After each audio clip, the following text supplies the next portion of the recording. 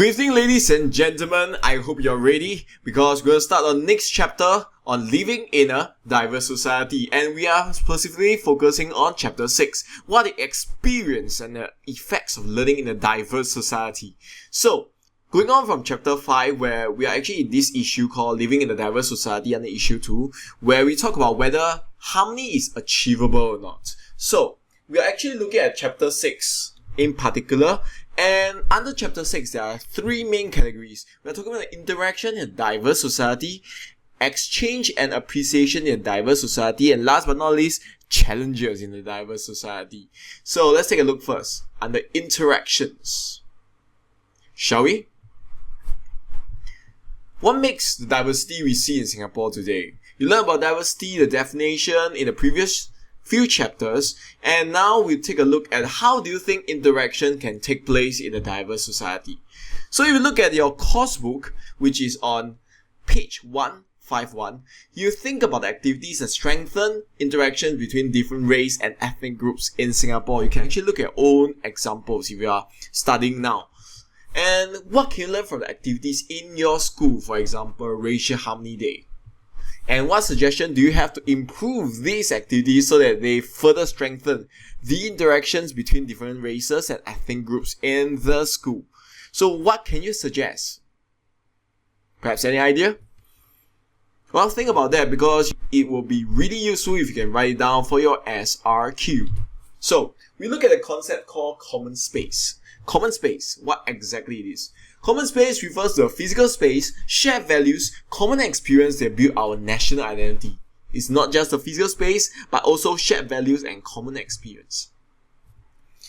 And when we talk about common space, we are referring to both government and non-government organizations because they are in charge of creating and providing this common space to bring people together to interact. And when there's interaction, it actually brings out a common understanding between people. And common space provides opportunities for people of different nationality, race, ethnicity, religious, economic status, very important, to come together and have common experience, such as the one you see in the Safra Run. And some example include social, cultural, and sports events. So, case study, we have interracial and religious confidential circles, which is, in other words, IRCC. So, what does IRCC do? So, they actually promote interfaith and inter-ethnic, interfaith, basically inter-religion, activities such as heritage trails, talks, dialogues, interfaith dialogues. It builds meaningful interactions such as participants gain a greater insight into the religion and practice of others. This enables people to build positive relationship between different communities. Case study, onepeople.sg. It's actually a website. You can go and check it out. So, what do they do over there? They create programs and initiatives to foster interactions and friendship between different ethnic communities. One of the way is where we start at the teenager level, even the children level, where Camp Teens. It promotes harmony by bringing youths from different races together to participate in bonding activities. As you can see in the picture, this is a picture taken from Camp Teen. So we have another case study called People's Association, which is PA. And that's the logo. What do they do? They actually act as a bridge between government and people. They have community learning journey, house visit, namely to different people of different races. It creates common space by offering a wide range of community programs and volunteering opportunities for Singaporeans for all walks of life. You can even take out courses such as guitar or perhaps speaking a different language such as Korean at a community center, and you can actually interact with other people from other races or other religions. So friendship among different nationalities. So take a look at this. This is a source. So it's a group of tourists viewing a cultural show of alligator wrestling a Native American, which are native to the land. They are usually called the Red Indians. So in this case, that boy really is risking his life, says one. He sure is. It's a fake. Like in the movies, those alligators are made of rubber. All except the one he's wrestling.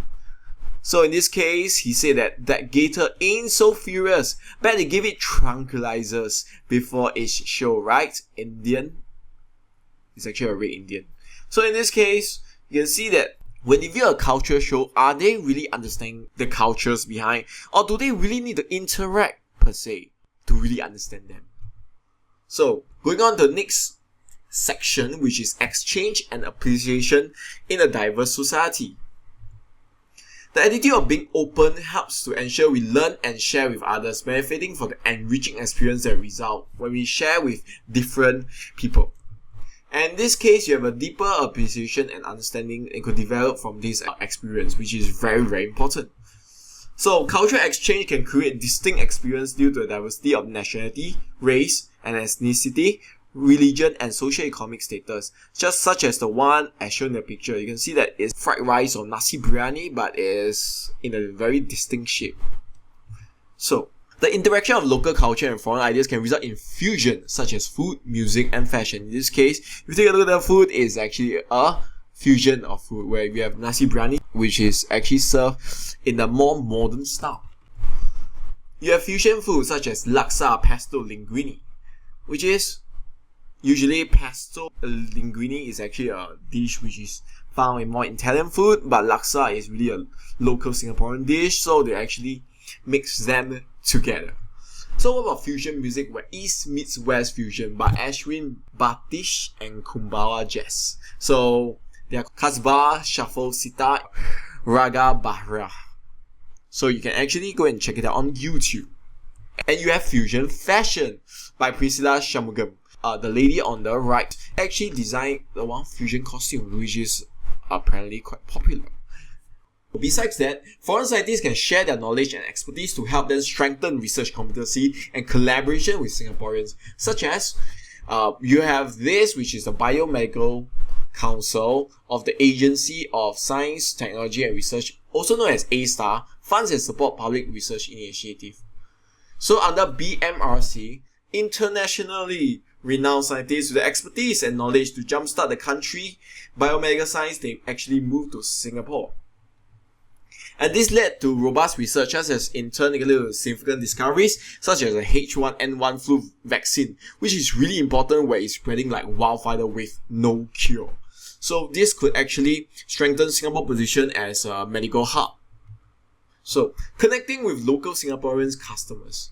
So what are the perspective of Singaporeans of customer service officers, such as those that you see in perhaps coffee shops or even shopping centers that are unable to speak English well? And what are some reasons that this lady, her name is Mei Wu, she received from customer when she first started out as customer service officer? What do you think are some of the responses? Perhaps it's positive, perhaps it's negative, but the case you see is not really easy for her.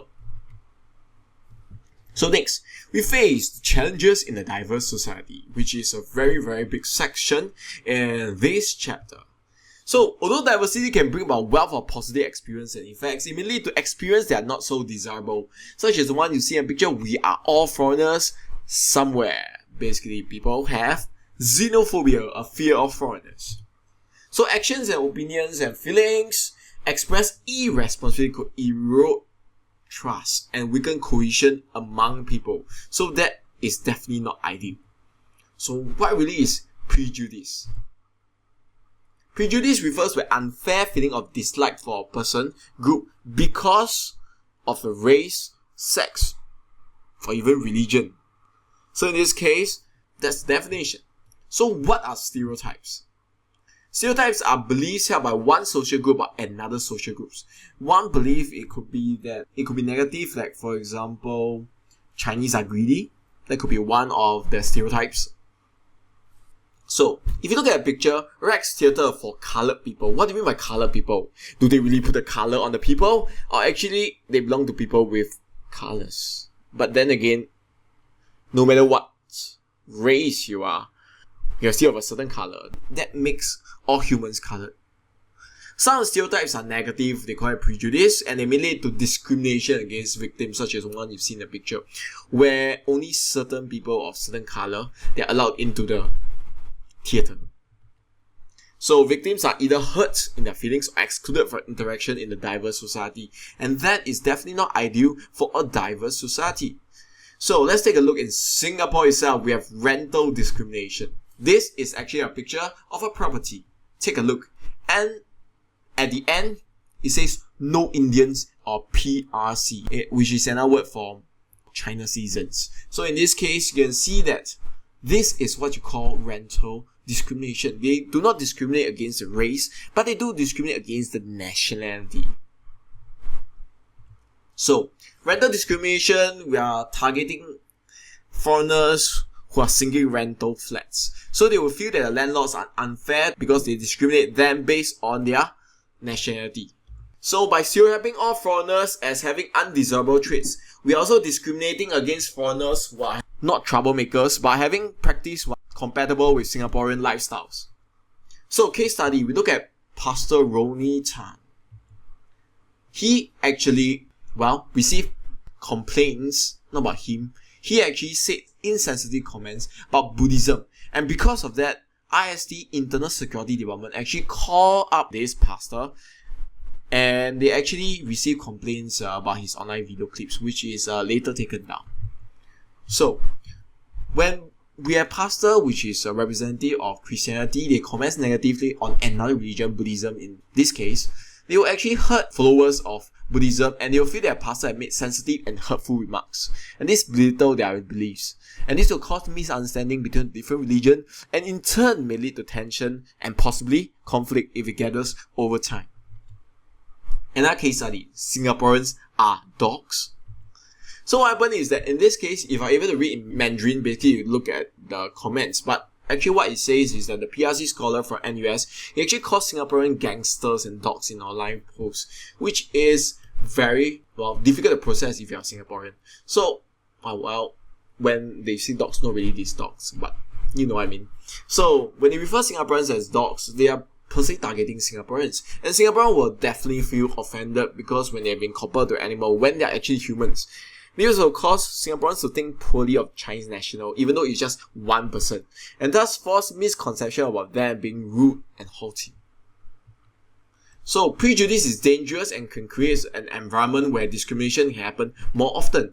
Misconception and discrimination can bring out inconvenience to those who are affected. And incidents involving locals making derogative remarks against foreigners may form perception that Singaporeans are not really welcoming foreigners. In fact, they are xenophobic. When we create Singapore for Singaporeans. Another case, Amy Cheong. Some of you might know, some of you might not know. But if you do not know, you should know about this case. So Amy Cheong says that she actually apologized later, but she was no longer in Singapore. She works at NTUC, and later she was let go because of the insensitive comment that she was making about Malays having weddings downstairs. And this is her apology in Facebook and both Twitter. So, was the incident an issue over nationality, race, ethnicity, or religion? And when did the incident happen and who were involved? What the impact of the incident on the people involved and on the diverse society?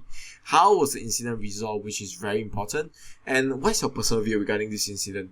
In this case, Amy Cheong actually offended people when they make comments about Malay weddings being loud, or when it's to her is to the extent of being excessively loud. But if you do have tolerance, you can actually understand that people sometimes do have their festivals, and we should appreciate what we have in this diverse society while giving in and letting them have their festivals as well.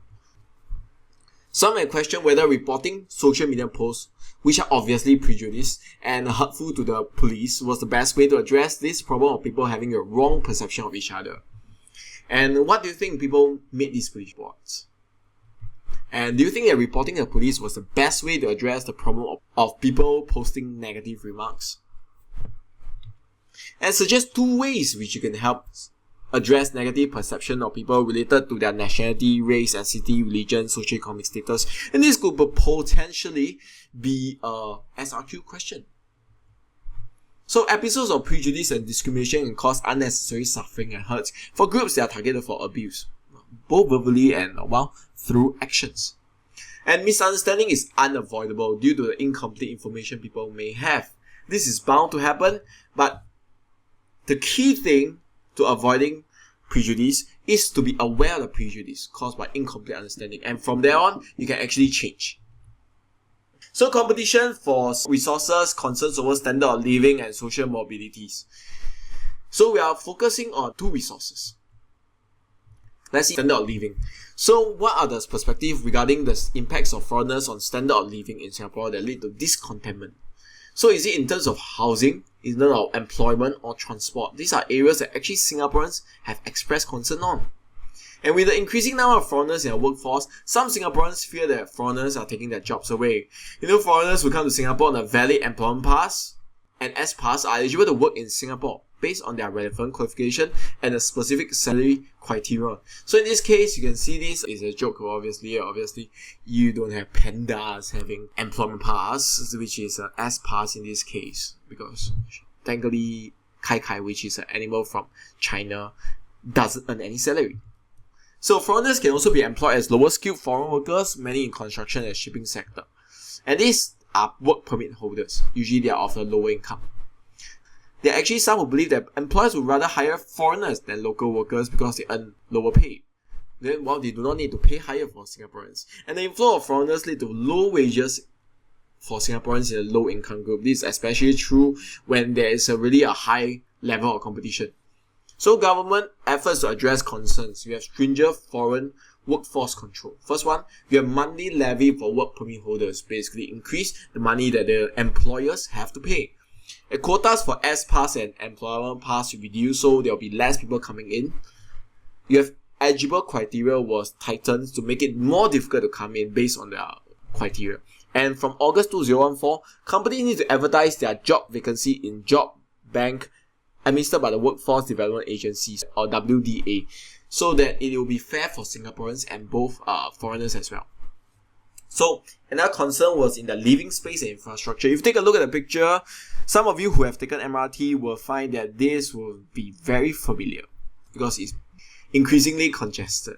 And there's competition over healthcare resources and availability of public housing, because if you have a lot of people competing for the same housing, it's going to be really tough, except for those who are BTO. But those who are actually competing for second-hand houses, this could be an area where there's a high level of competition as well.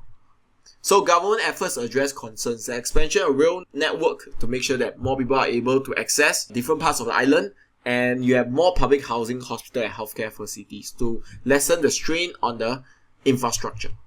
So will stopping foreign manpower from coming to Singapore be a viable solution? Here businesses, they hire service staff, they will need to source for local worker because local worker may find it too tough and not stay for long, and this will be very hard for the businesses. Household, they hire as domestic workers and they will take care of the young and old while adults go to work. Stopping them will actually drop in manpower, and adults will have to stop working to be there for their dependents, such as elderly or young. Hospitals, they hire nurses. So they have not enough manpower to take care of the increasing aged population. What do? Increase the pay, that will raise your medical bill as well. Construction worker. Less workers want to work in the construction industry because it is actually quite tough. And Singapore development will be less efficient. It will be, your house will be built in at a longer time if you do want to build a house. Buy a house. So foreign talents in Singapore. So the actually competition for resources concerns over social mobility. What is social mobility? Social mobility refers to the movement of individuals from different socio-economic status, from the lower to the higher income group. So income gaps between the lower and higher income groups have increased over the years because while the rich get richer, the poor gets poorer. And Singapore feel that there's limited social mobility, even though that education is supposed to be a leveler.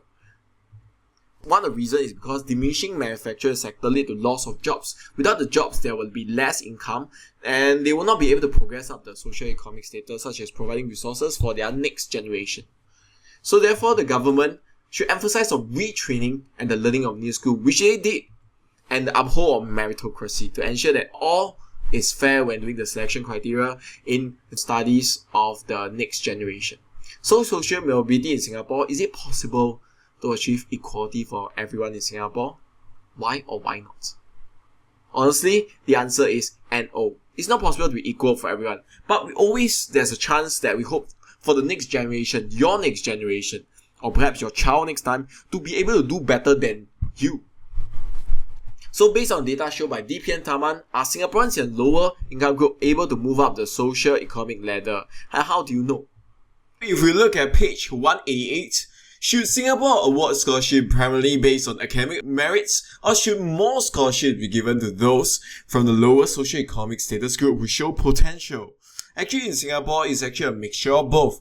You actually give scholarships to those who actually deserve it, means work very hard for their academic merits, and those who show potential, we should also encourage them. That's why we have bursaries as well. And if they do well in their studies, they can actually go on to apply for scholarships, which is what essentially education should be for, to educate the workforce and could potentially be a leveling field for those who are from the lower socio-economic class. So, allocation of resources is challenging due to a trade-off, especially for the government, and providing opportunities for anyone to succeed, regardless of socio-economic status, are constantly being refined by government to make sure that people's aspirations are met. And this is very important, especially in meritocracy, so that people will actually feel hopeful for the future.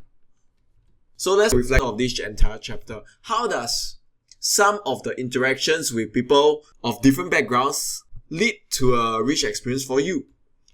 How have some interactions led to discomfort and misconceptions? Which of the experience did you thought about the most? And what is your role in preventing acts of prejudice from harming relations in a diverse society such as Singapore? And what is your role in strengthening harmony in a diverse society? You may not think your role is much as a student, but you do realize that you are actually part of Singapore, and eventually when you grow up, you'll become part of the society, especially the working society. So this can be actually very important for you to understand, because you are going to be the leaders of tomorrow. So that will come to the end of chapter 6. Thank you very much and hope you have a very nice day. Bye bye.